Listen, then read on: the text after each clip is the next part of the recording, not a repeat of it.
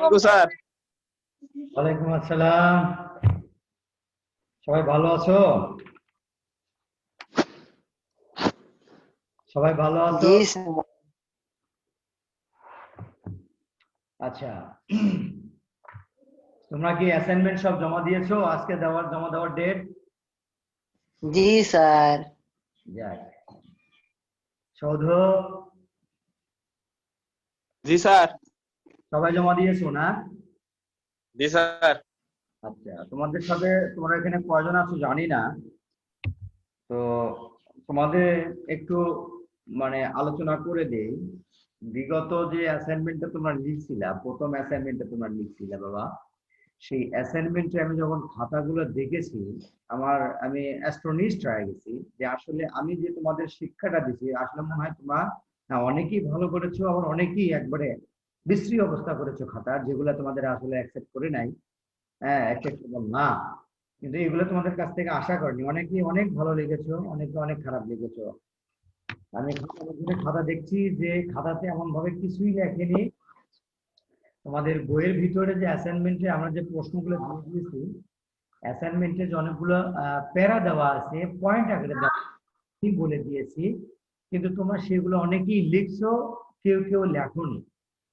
সেক্ষেত্রে তোমাদের মার্কিং গুলা, যে তোমাদের 4টে অপশন অতি উত্তম, উত্তম, ভালো এবং অগ্রগতি প্রয়োজন, এগুলো তোমাদের কিন্তু ABCD এই 4টে অপশনে চলে যাবে। সেক্ষেত্রে তোমরা অনেকেই ভুল করেছো, অনেকে খুব একটা ভালো করো নাই।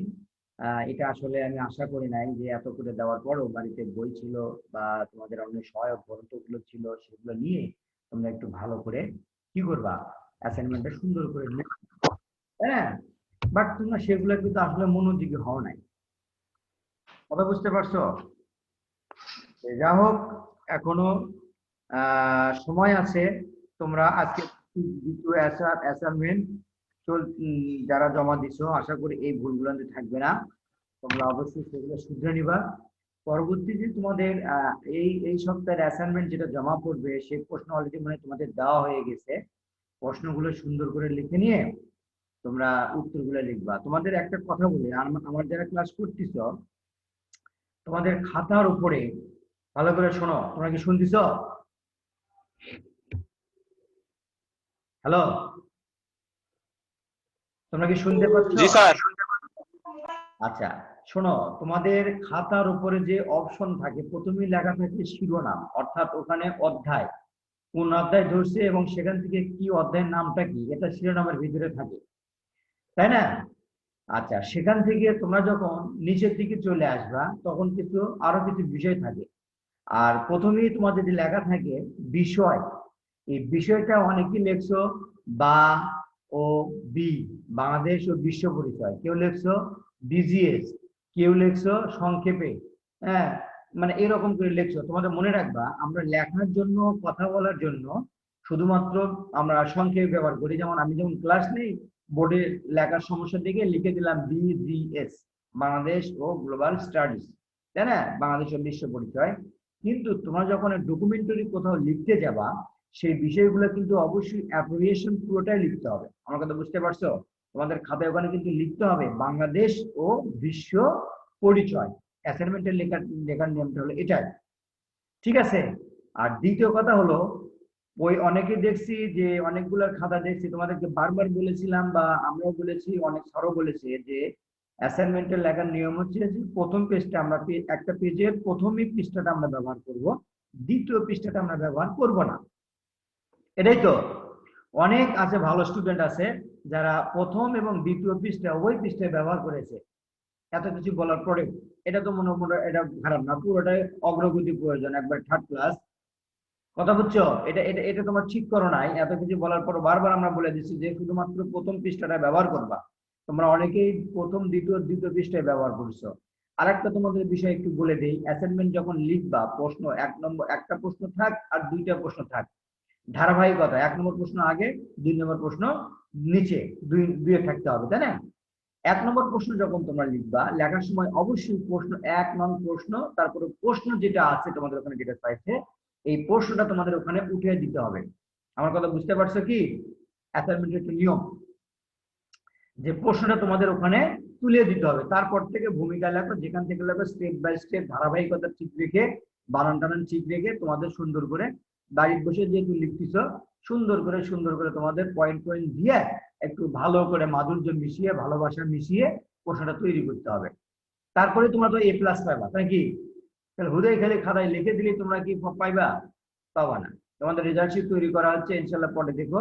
অনেকে G গ্রেড আছে, F গ্রেড আছে, হ্যাঁ, অনেক ABCDE 4-5টা ভাগে বিভক্ত আছে। তোমরা রেজাল্ট শিট দেখে নিও। আমি যে নিয়মগুলোর কথা বললাম, যে কোনো সাবজেক্ট, হ্যাঁ, যে কোনো সাবজেক্টের বেলা এটা প্রযোজ্য। তোমরা আসলে এগুলো মাথায় রাখবা। অনেকে লিখছে ICT, স্যারেরা যদি ব্ল্যাক বোর্ডে লিখে ICT, তাই বলে তুমি তোমার খাতায় তো ICT লিখবা? তোমার খাতায় লিখতে হবে তথ্য ও যোগাযোগ প্রযুক্তি, তাই লিখবে না? অনেকেই ভুলগুলো তোমরা খাতায় করেছো। আবার তোমাদেরকে বলি, তোমরা ম্যাচিউর ছেলে পেলে, তোমাদেরকে একটা জিনিস, একটা কথা বললে আসলে সেগুলো কানে রাখবা। যেমন আমার বিজিএস প্রথম সপ্তাহে আমার কোনো অ্যাসাইনমেন্ট ছিল না। দ্বিতীয় সপ্তাহ, তৃতীয় সপ্তাহ এবং ষষ্ঠ সপ্তাহ, 3 সপ্তাহে 3টে অ্যাসাইনমেন্ট আছে, তাই না? এখন প্রথম সপ্তাহে প্রথম অ্যাসাইনমেন্ট হলো। এখন আমার বিজিএস এর তো ওখানে প্রথম অ্যাসাইনমেন্ট হয়নি, ভালো করে বুঝো। আমার অ্যাসাইনমেন্ট আছে দ্বিতীয় সপ্তাহে এসে। এখন যদি তোমরা যদি খাতায় লিখো এটা দ্বিতীয় অ্যাসাইনমেন্ট, তাহলে কিন্তু পুরোটা ভুল। তোমাদের ওই সাবজেক্টের যে প্রথম অ্যাসাইনমেন্ট, একটা হোক, দুইটা হোক, তিনটা হোক বা চারটা হোক, প্রথম অ্যাসাইনমেন্ট ওই সাবজেক্ট। যেমন আমার বিজিএস এর প্রথম সপ্তাহে ছিল না, দ্বিতীয় সপ্তাহে ছিল, তার মানে কি আমার সাবজেক্টের প্রথম অ্যাসাইনমেন্ট হবে প্রথম সপ্তাহে, দ্বিতীয় সপ্তাহে।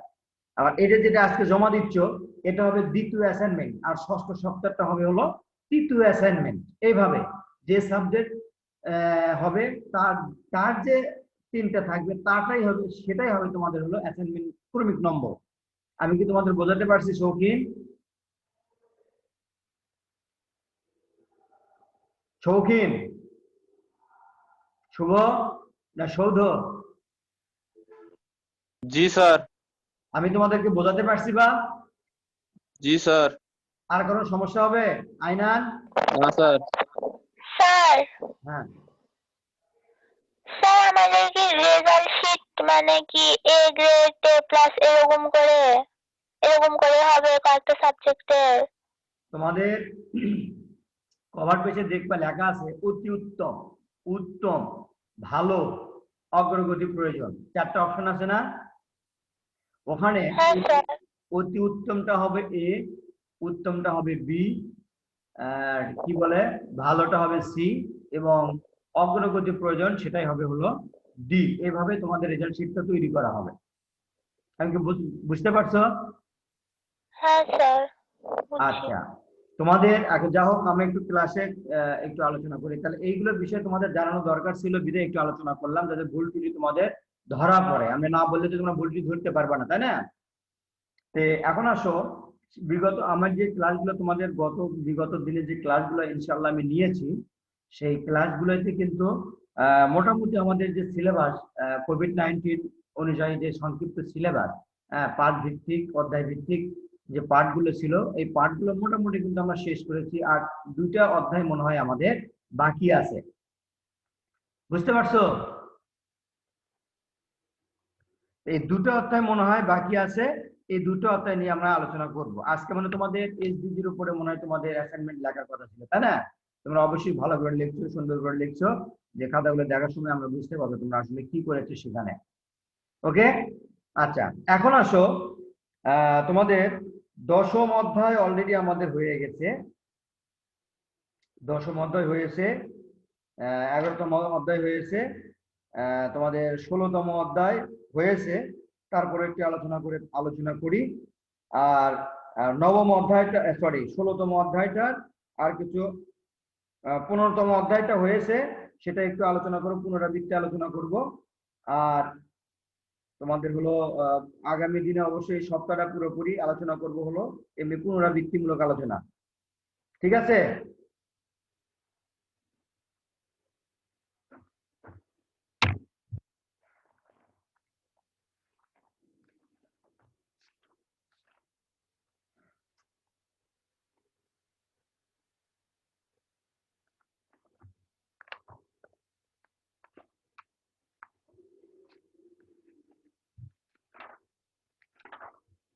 আচ্ছা, তোমরা বলো তোমাদের কারো কোনো সমস্যা আছে নাকি, বলো তো দেখি শুনি একটু। বিজেএস এ কারো কি কোনো সমস্যা আছে? তোমার অ্যাসাইনমেন্ট লিখতে গিয়ে কোনো সমস্যার সম্মুখীন হচ্ছ? বলো তো। অ্যাসাইনমেন্ট লিখতে কি তোমাদের কি কারো কোনো সমস্যা হচ্ছে কিনা একটু শুনি। সৃজনশীলে যখন প্রশ্ন থাকে যে উক্তিটি যথার্থ কিনা, তাহলে জ্ঞানমূলকে বই থেকে কিছু লিখবো নাকি উক্তিটি যথার্থ এটাই জ্ঞানমূলকে লিখবো জ্ঞানের স্তরে? আরেকবার একটু বলো তো প্রশ্নটা শুনে। অনেক সময় প্রশ্ন থাকে যে উক্তিটি যথার্থ কিনা ব্যাখ্যা করো, বিশ্লেষণ করো। তখন আমরা যে জ্ঞানের স্তর থাকে এক লাইনে লিখতে হয়, সেখানে উক্তিটি যথার্থ এটা লিখবো নাকি বই থেকে কোনো লাইন তুলে নিয়ে সেটাই লিখবো? আচ্ছা, এটা সাধারণত তোমাদের অনেক সময় খ মার্কের প্রশ্ন দেওয়া থাকে, তাই না? খ মার্কের। জি স্যার। আচ্ছা, তোমাদের মনে রাখতে হবে যে সৃজনশীল প্রশ্নে তোমাদের জানার দরকার অবশ্য। সৃজনশীল প্রশ্নগুলোতে তোমাদের ক মার্কে থাকে এক লাইনের উত্তর, এক শব্দ দ্বারা হতে পারে। খ মার্কের দুটো প্যারা হবে, জ্ঞানমূলক অনুধাবনমূলক। গ নম্বরের প্রশ্ন থাকে তিনটা প্যারা, একটা জ্ঞান অনুধাবন প্রয়োগমূলক। আর ঘ মার্কের প্রশ্ন থাকে চারটা প্যারা হবে, একটা জ্ঞানমূলক, অনুধাবনমূলক, প্রয়োগমূলক, আর একটা হলো উচ্চতর দক্ষতা। এখন খ মার্কে এগুলো থাকে যে এই উক্তিটি যথার্থ কিনা, তখন অবশ্যই তোমাকে ওর সাথে একটা প্যারা করে লিখতে হবে। 5-7 লাইনের একটা প্যারা তুমি করতে পারো, বা দুইটা প্যারা তুমি করে লিখতে হবে। যে কিছু একটা যেমন বলো যে আম ভালো, এই আমটি খেতে ভালো, এটা কি যথার্থ? তখন তুমি অবশ্যই আমটি কেন ভালো লাগলো, তার সুগন্ধ ভালো, তাই না, তার দেখতে ভালো, তার ঘ্রাণ ভালো, আমি পোকা নেই, বিভিন্ন গুণাগুণ বর্ণনা করে কিন্তু তোমাকে লিখতে হবে যে হ্যাঁ এই আমটি অবশ্যই ভালো। এরকম করে যে কোনো প্রশ্ন যখন তোমাদের চাবে, তখন তার সাথে তোমার কেন ভালো, উক্তিটি যথার্থ কিনা বা উক্তিটি না বোধক কিনা, তার আগে পিছিয়ে তোমাকে অবশ্যই যুক্তি দেখাতে হবে, তাই না? এই কিছু যুক্তি আগে পিছিয়ে দেখে যে সে যে তুমি মানে সিদ্ধান্ত টেনে নেবা যে হ্যাঁ উক্তিটি যথার্থ। আমি কি তোমাকে বোঝাতে পারছি? জি স্যার। আর সমস্যা হবে না। আচ্ছা, এখন আসো আমি তোমাদের পঞ্চদশ অধ্যায় একটু পুনরাবৃত্তি করি। গতদিনে আলোচনা করেছিলাম, এখানে শেষ করেছিলাম যে শিকড় বল ছিল তোমাদের দুইটা, একটা হলো বাংলাদেশের সামাজিক পরিবর্তনের উপাদান এবং এর প্রভাব, আর একটা ছিল সামাজিক পরিবর্তনে ও নারীর ভূমিকা। আমি তোমাকে সংক্ষেপে বলেছিলাম, আজকে একটু আলোচনা করে নিই নাকি। সামাজিক পরিবর্তনটা কাকে বলে আমি তোমাদেরকে বলি বাবা, শোনো। যে পরিবর্তন হয় দুই প্রকারের, পরিবর্তন হয় দুই প্রকারের, একটা হচ্ছে ইতিবাচক পরিবর্তন আর একটা হচ্ছে নেতিবাচক পরিবর্তন। ভালো করে বুঝো, পৃথিবীর যে কোনো পরিবর্তন দুই প্রকার হয়ে থাকে, একটা হচ্ছে ইতিবাচক আর একটা হচ্ছে নেতিবাচক। নেতিবাচক মানে কি, এখানে উন্নয়ন হয় না, অনেক কিছুর নেগেটিভ প্রভাব পড়ে, নেতিবাচক প্রভাব পড়ে। যেমন আমাদের যেমন সমাজে যেমন ধরো কিভাবে এক্সাম্পল দেই, অনেক বাচ্চারা আছে, অনেক ইয়ারা আছে যে বয়সের চাইতে বেশি মানে একটু বোঝে বেশি, হ্যাঁ, মোবাইল পেয়েছে, টিভি দেখে, কম্পিউটার দেখে, ইন্টারনেট ঘাটে, বিভিন্ন বিষয়গুলো ঘেটে ঘুটে একটু পাকাপোক্ত বেশি হয়। এটা কিন্তু একটা নেতিবাচক প্রভাব। আর ইতিবাচক প্রভাবটা কি, ছেলেপেলে অ্যাডভান্স হচ্ছে, তাই না? অর্থাৎ ক্ষতিকর কোনো কিছু না হয়ে যখন উপকারের দিকে কোনো কিছু অগ্রসর হয়, সেটাকে বলা হচ্ছে ইতিবাচক পরিবর্তন। এই সামাজিক পরিবর্তনটা মানে বলা হচ্ছে যে ইতিবাচক পরিবর্তন। যে সমাজটার পরিবর্তন ইতিবাচকের দিকে চলে যায় তাকে বলা হচ্ছে ইতিবাচক সামাজিক পরিবর্তন।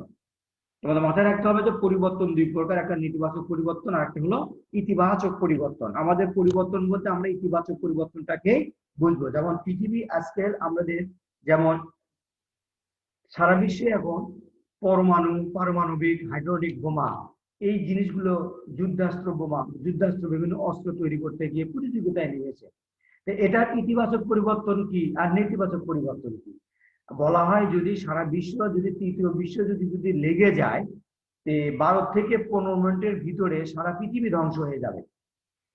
এত পরিমাণ অস্ত্র তৈরি করা হয়েছে যে 12 থেকে 15 মিনিটের ভিতরে এটা কি হবে, সারা পৃথিবী ধ্বংস হয়ে যাবে। এটা একটা পরিবর্তন, কিন্তু এটা অবশ্যই একটা নেতিবাচক পরিবর্তন, ক্ষতিকর, মানুষের জন্য ক্ষতিকর। আবার ইতিবাচক পরিবর্তনটা কি, এই যে বিভিন্ন জিনিস কাজে লাগিয়ে মানুষ চন্দ্র, সূর্য, মাটির নিচে মানুষের শিক্ষা, স্বাস্থ্য, বিভিন্ন জায়গাতে কিন্তু পরিবর্তন ঘটতেছে। মানুষের জীবনযাত্রা, হ্যাঁ, গড় আয়ু, বিভিন্ন প্রকার কিন্তু পরিবর্তন ঘটতেছে, ইতিবাচক পরিবর্তন ঘটতেছে, তাই না, বিজ্ঞানের অগ্রযাত্রার ফলে। তো এই পরিবর্তনটাই কিন্তু আমরা গ্রহণ করব, ক্ষতিকর কোনো পরিবর্তন আমরা গ্রহণ করব না। এই জন্য বলা হচ্ছে যে পরিবর্তন বলতে ইতিবাচক পরিবর্তনকে বোঝায়। আচ্ছা, এখন আসো সামাজিক পরিবর্তন, যেটা বলেছিলাম যে সামাজিক পরিবর্তনটা আসলে কি। যে সামাজিক পরিবর্তন বলতে সমাজ কাঠামো ও এর কার্যাবলী পরিবর্তনকে বোঝায়। সমাজের যে কাঠামোটা রয়েছে, স্ট্রাকচারটা রয়েছে, হ্যাঁ, আমরা আগে দেখেছি, আজ থেকে 25, 30 বা 40 বছর আগে দেখেছি ভ্যান ছিল, গরুর গাড়ি ছিল, তাই না, গরুর গাড়ি ছিল, ভ্যান ছিল, বা এগুলোতে করে কিন্তু নতুন বিয়ে শাদী হলে পরে সেগুলো করে কিন্তু ঢাকা ঢুকে নিয়ে আসা হতো, বাড়িতে নিয়ে আসা হতো। কিন্তু আজকাল দেখো পরিবর্তনটা এমন হয়েছে যে ঢাক ঢোল পিটিয়ে, মোটর সাইকেল চালিয়ে, গাড়ি চালিয়ে অনেক কিছু ভাবে কিন্তু বহন করে নেওয়া হয়, তাই না। এটা কিন্তু আসলে পরিবর্তন হয়েছে, কিন্তু এটা কিন্তু ইতিবাচক পরিবর্তন বলা যায় না। এটা মোটামুটি একটা নেতিবাচক পরিবর্তন, যার প্রভাবটা সমাজের ছোট থেকে বড় বন্ধু সবার উপরে কিন্তু পড়ে যায়। এটা হলো সমাজের কাঠামো এবং কার্যাবলী। যেমন ধরো আগেকার দিনে আমরা দেখছি যে দেয়ালের বাড়ি, টিনের বাড়ি, খেরের বাড়ি, ছনের বাড়ি, এগুলো কিন্তু আমরা দেখেছি ছোটবেলায়, অনেক আগে দেখেছি। প্রত্যেকটা পাড়ায় মহল্লায় পাকা বাড়ি করলে খুবই কম, শতকরা একটা দুটো তাও পাওয়া যেত না, তাই না। এটা হলো কার্যাবলী বা কাঠামোগত পরিবর্তন। এখানে মানুষ কি করেছে, ইটের বাড়ি, ওগুলো খেরের ঘর, ছনের ঘর কিন্তু এখানে দেখা যায় না। পরিবর্তনের ছোঁয়ায় এগুলো সব উঠে গেছে, উঠে যায় এখন টিন ছিল, টিনও উঠে যায় এখন সব ইটের বাড়ি, পাকা বাড়ি, বিল্ডিং দালানকোঠা কিন্তু আস্তে আস্তে কিন্তু হয়ে যাচ্ছে। এই বগুড়া শহরে আমরা দেখেছি অনেক নালা নর্দমা, ডোবা টোবা সবই ছিল, কিন্তু এখন বর্তমানে সেগুলো ভরাট করে বিল্ডিং আর বিল্ডিং উঠতেছে। অর্থাৎ পরিবর্তনের ছোঁয়াটা লেগেছে, কাঠামোগত পরিবর্তনের ছোঁয়া লেগেছে, রাস্তাঘাটে উন্নত হচ্ছে, তাই না। এই জন্য বলতেছে যে সামাজিক পরিবর্তন বলতে সমাজ কাঠামো ও এই কার্যাবলী পরিবর্তনকে বোঝানো হয়েছে। এটি একটি মৌল কাঠামো গড়ে ওঠে যে সমাজের উৎপাদন সংস্থা ও উক্ত ব্যবস্থার সঙ্গে সম্পর্কযুক্ত বিভিন্ন পেশা মানুষের সম্পর্কের মাধ্যমে। যেমন ধরো আমরা, আমার বাড়ি, সাপোজ আমার বাড়ি ঠাকুরগাঁও, হ্যাঁ, সৌদের বাড়ি হলো ওই যে খুলনা, সাতক্ষীরা, বাগেরহাট ওইদিকে। তো এখন চাকরির সুবাদে ওর বাড়ি খুলনা, সৌদের বাড়ি হলো খুলনা, চাকরির সুবাদে দেখা যাচ্ছে যে কোম্পানি হোক বা বিভিন্ন সরকারি চাকরি হোক, তোমাকে পোস্টিং দিতে হলো ঠাকুরগাঁও। এখন খুলনার ওই দিকের যে পরিবেশ আর ঠাকুরগাঁওর ওই দিকের যে পরিবেশ, এর মধ্যে কিন্তু অনেক পার্থক্য রয়েছে। আমার বাড়ি যেমন ধরো ঠাকুরগাঁও যদি হয়, ঠাকুরগাঁয়ে আমি ওখানে তাপমাত্রার সাথে সম্পৃক্ত, তোমার হলো ফসলি যুগের সাথে সম্পৃক্ত, বিভিন্ন আবহাওয়ার সাথে আমি পরিচিত। আমি কিন্তু ঝড় ঝাপটা, তুফান, সাইক্লোন এগুলোর সাথে কিন্তু অতটা পরিচিত নই। আমাকে যদি এখন খুলনাতে ট্রান্সফার দেওয়া হয়, আমাকে অ্যাডজাস্ট করতে কিন্তু অনেক সময় লাগবে, তাই লাগবে না। অনুরূপ ভাবে সৌদিরা কিন্তু ওখানে যায় কিন্তু ওর বন জঙ্গলের বা নদীর এগুলোর সাঁতার কেটে বা ওখানে বসবাস করে কিন্তু ওরা অভ্যাসে পরিণত হয়েছে। কিন্তু এই যে পরিবর্তন, আগেকার মানুষ কিন্তু এভাবে এক জায়গা থেকে অন্য জায়গায় খুব কম গেছে, কিন্তু এখন কিন্তু কাজের তাগিদে বলো, জীবনের রুজি রোজগার তাগিদে বলো, আমরা এক দেশ থেকে আরেক দেশে, এক জায়গা থেকে আরেক জায়গায় আমরা যাচ্ছি। এই যে পরিবর্তনটা ঘটেছে, এটা কিন্তু সমাজের একটা কাঠামোগত পরিবর্তন, বুঝতে পারছো। সেই কথা এখানে বলতেছে, সামাজিক পরিবর্তন হচ্ছে কোন জাতির জীবন ব্যবস্থা, সামাজিক পরিবর্তন। কোন জাতির জীবন ব্যবস্থার একটা হলো সামাজিক পরিবর্তন। এই পরিবর্তনের ভিতরে আমি সেদিন তোমাদের বলেছিলাম যে সামাজিক পরিবর্তনের দেশের আর্থ, সামাজিক, রাজনৈতিক, শিক্ষা, ধর্ম, সংস্কৃতি প্রভৃতি উপাদান দ্বারা প্রভাবিত হয়ে থাকে। এখানে কতগুলো উপাদান দেওয়া আছে। একটা হলো প্রাকৃতিক উপাদান, জৈবিক উপাদান, সাংস্কৃতিক উপাদান, শিক্ষা, প্রযুক্তি, যোগাযোগ, এই কটা উপাদান মোটামুটি দেওয়া আছে। এই উপাদানগুলো তোমরা যখন প্রশ্ন লিখবো, শিল্পায়ন, নগরায়ন, এই যে যদি বলে যে সামাজিক পরিবর্তনের উপাদানগুলো কি কি, লেখো। যদি এই প্রশ্ন তোমাদের অ্যাসাইনমেন্টে চায় যে সুন্দর করে আগে উপরে সূচনামূলক বা ভূমিকামূলক কিছু দিয়ে তারপরে পয়েন্টগুলো সুন্দর করে মূল মূল যে লাইনগুলো রয়েছে, এই লাইনগুলো কিন্তু বাদ দিবা না, অবশ্যই যেন সুন্দর করে ভালো করে তোমরা খাতায় লিখবা, ঠিক আছে। তো এই যে জৈবিক উপাদান, প্রাকৃতিক উপাদান, আমরা জানি যে পরিবর্তন দুই প্রকার হয়ে থাকে, একটা হলো কৃত্রিম আর একটা হলো প্রাকৃতিক, তাই না। প্রাকৃতিক যে পরিবর্তনটা হয়ে থাকে, বলা হয় যে তোমরা ম্যালথাসের জনসংখ্যা তত্ত্ব পড়েছো কিনা জানি না। ম্যালথাস বলেছেন যে পৃথিবী প্রকৃতির একটা ভারসাম্য রক্ষা করে চলে। যখন কোথাও কোনো ভারসাম্য বেশি হয়ে যায়, মানে ব্যালেন্সটা ঠিক থাকে না, তখন প্রকৃতি সেখানে তাণ্ডব লীলা চালায় নিজেকে ব্যালেন্স করার জন্য। কথা বুঝতে পারছো? যেমন ঝড় ঝাপটা বলো, ঘূর্ণিঝড় বলো, সাইক্লোন বলো, এই যে মহামারী কি বলে, যে করোনা মহামারী চলতেছে, এটাও কিন্তু একটা প্রকৃতি ব্যালেন্স করতেছে। অর্থাৎ পৃথিবীতে জনসংখ্যার পরিমাণটা বেড়ে যাচ্ছে, বেড়ে যাওয়ার কারণে পরিবেশ দূষণ হচ্ছে, গাছপালা কেটে নষ্ট করতেছে। এটা কিন্তু আমরা বলা হয় একটা হলো এটা প্রাকৃতিক দুর্যোগ, আর এটা কিন্তু প্রকৃতি একটা ব্যালেন্স করতেছে জনসংখ্যা কমায় দিয়ে, সেটা একজন হোক আর দুইজন হোক, যে যেখানে লাগবে যেভাবে এটা কমায় দিয়ে কিন্তু ব্যালেন্স করতেছে। প্রকৃতি সবসময় ব্যালেন্স করে চলে। যেমন সুন্দরবনে যদি যাও, আগে বাঘের যে সংখ্যা ছিল, যদি বাঘের সংখ্যা বেশি হয় হরিণের সংখ্যা কম হয়ে যায়, এটা ব্যালেন্স। বাঘের সংখ্যা বেশি হলে পরে হরিণের সংখ্যা কমে যায়, কারণ ক্ষুধার্ত বাঘেরা থাকে, না খেয়ে অনেক বাঘই মারা যায়। অনুরূপ ভাবে বাঘের সংখ্যা যদি কমে যায় তাহলে হরিণের সংখ্যাগুলো বৃদ্ধি পায়, তখন ওই বাঘে অতিরিক্ত খেয়ে ফেলে হরিণগুলা। এরকম প্রকৃতি বিভিন্ন ভাবে ব্যালেন্স করে চলে। এই ব্যালেন্স করতে গিয়ে প্রাকৃতিক যে উপাদান, যেমন এক জায়গাতে যদি জলোচ্ছ্বাস, বন্যা, ঘূর্ণিঝড় এগুলো হয়ে থাকে, সেই জায়গাতে কিন্তু জনসংখ্যা সাধারণত ন্যাচারালি অনেক কম জনসংখ্যা হয়ে থাকে। আর মানুষ সাধারণত একটু আরাম প্রিয়, যে জায়গাতে একটু এগুলো থেকে কম হয়, চাষাবাদ, উৎপাদন, যোগাযোগ ব্যবস্থা, বিভিন্ন ভালো মন্দ ব্যবস্থা রয়েছে, সেগুলোতে কিন্তু মানুষ আস্তে আস্তে কি করে, জনগোষ্ঠী গড়ে তোলে। এটা কিন্তু একটা প্রাকৃতিক উপাদানের উপর নির্ভরশীল। পাহাড় পর্বত এলাকা, বন জঙ্গলের ভিতরে, এখানে কিন্তু মানুষ কি করে, বসবাসের অতটা থাকে না, তাই না? এবার জৈবিক উপাদান মানুষের, এই যে সেদিনও তোমাদের আলোচনা করা হয়েছিল যে মানুষের গড়াই জন্ম হার, মৃত্যু হার, আগে আমরা দেখেছি যে কলেরা, টাইফয়েড, হ্যাঁ, বিভিন্ন রোগে পাড়া কি পাড়া, গ্রাম কি গ্রাম, মানুষ মরে সাপা হয়ে গেছে, মানুষকে খুঁজে পাওয়া যায়নি।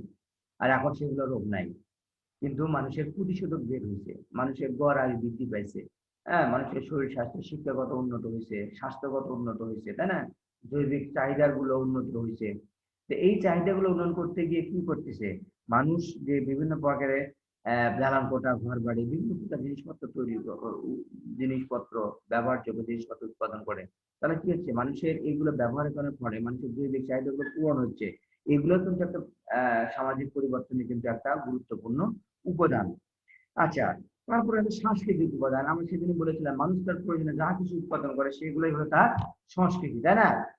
সেগুলো হলো তার সংস্কৃতি। এই সংস্কৃতিগুলো মানুষ নিজেদের দ্বারাও গড়ে ওঠে, আবার কি করে পৃথিবীর যে অন্যান্য পার্শ্ববর্তী দেশগুলো রয়েছে, বা এখন আমরা যেহেতু ঘরে বসে সবকিছু দেখতে পারি, অন্যান্য সংস্কৃতি গুলো কিন্তু আমরা গ্রহণ করে থাকি। মার্কিন যুক্তরাষ্ট্র বলো, ইংল্যান্ড বলো, ইতালি বলো, ফ্রান্স বলো, সৌদি আরব বলো, যে কোনো জায়গা যদি আমার যেটা ভালো লাগতেছে আমরা কিন্তু সেটা ব্যবহার করতেছি, সেটা কিন্তু আমরা গ্রহণ করতেছি, আর খারাপগুলো আমরা কি করতেছি, অ্যাভয়েড করতেছি। এটাই আমাদের নিয়ম। এই যে বাইরের সংস্কৃতি এবং নিজ দেশের সংস্কৃতি, হ্যাঁ, এগুলো মিলে কিন্তু আমাদের সংস্কৃতি, এগুলো কিন্তু আমাদের সামাজিক পরিবর্তনের একটা গুরুত্বপূর্ণ বাহন। দেখো আমরা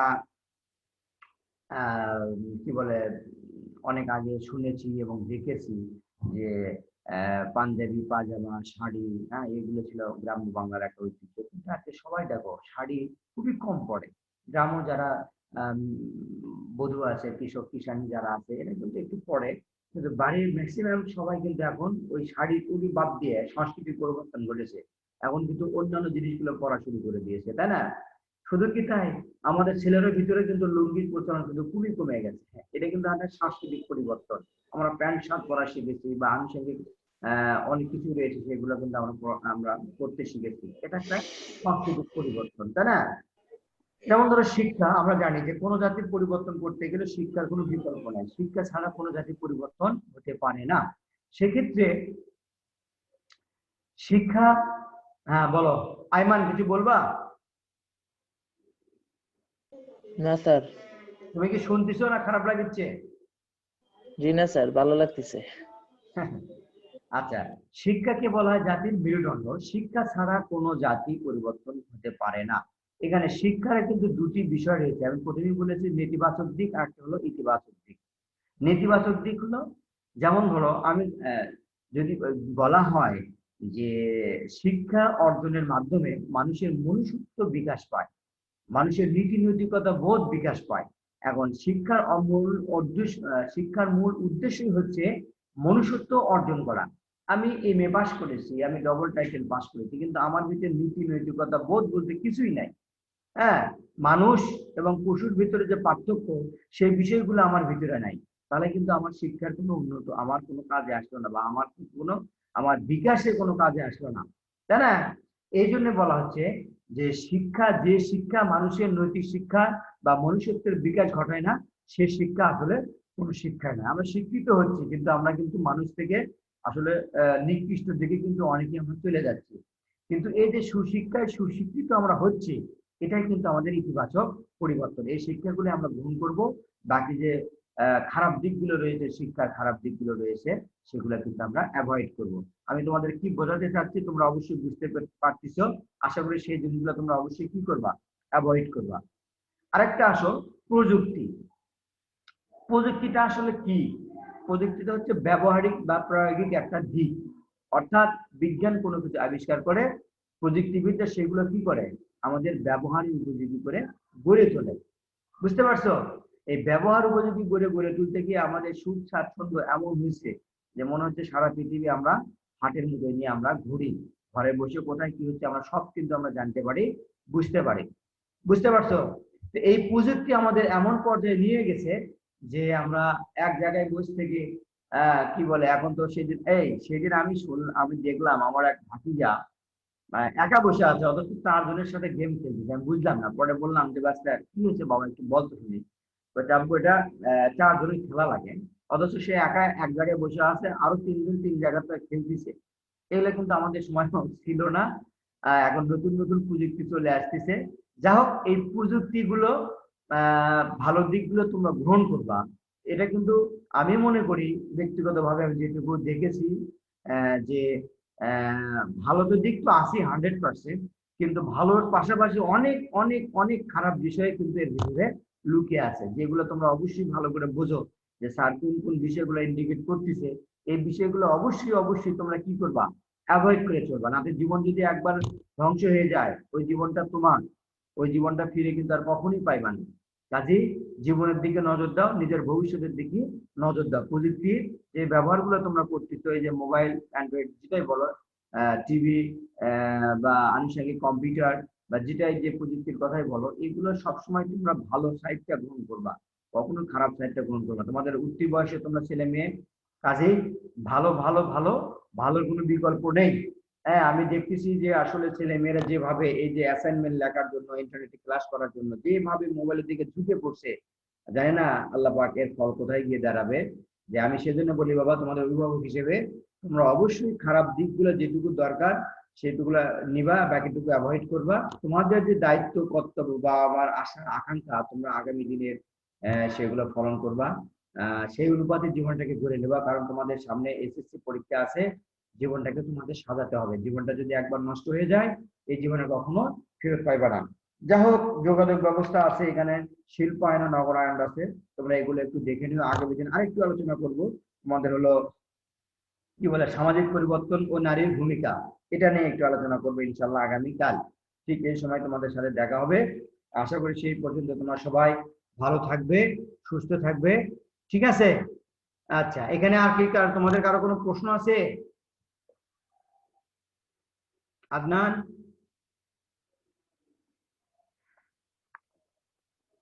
কোনো প্রশ্ন আছে? না স্যার। তোমরা কি বুঝতে পারলে না? আমার কথাগুলো বলা এমনিতে অমূলক হয়ে গেল। হ্যাঁ স্যার। অনন্যা,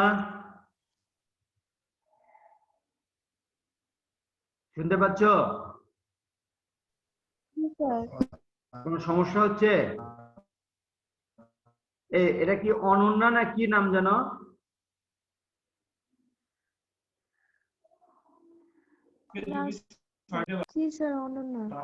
অনন্যা না? আচ্ছা, গুড। আচ্ছা, মিথিলা, কোনো সমস্যা আছে? না স্যার। আইমান? না স্যার। আচ্ছা, এগুলো কিন্তু আমরা অলরেডি ক্লাস 8 এ এগুলোই তোমাদের ছিল, তারপর আমরা একের পর সুন্দরভাবে ক্লাসগুলো নিচ্ছি। আসলে তোমাদের সমস্যা হওয়ার কথা না, ক্লাস যদি আর নাও নেওয়া হয় তারপরেও তোমাদের কিন্তু সমস্যা হবে।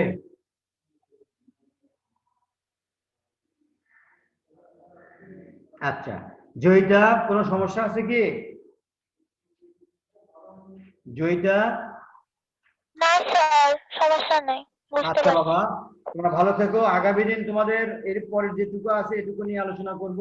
ওটা আমার, তোমরা সবাই ভালো থেকো, সুস্থ থেকো। হ্যাঁ, আসসালামু আলাইকুম স্যার। আল্লাহ হাফেজ জয়িতা।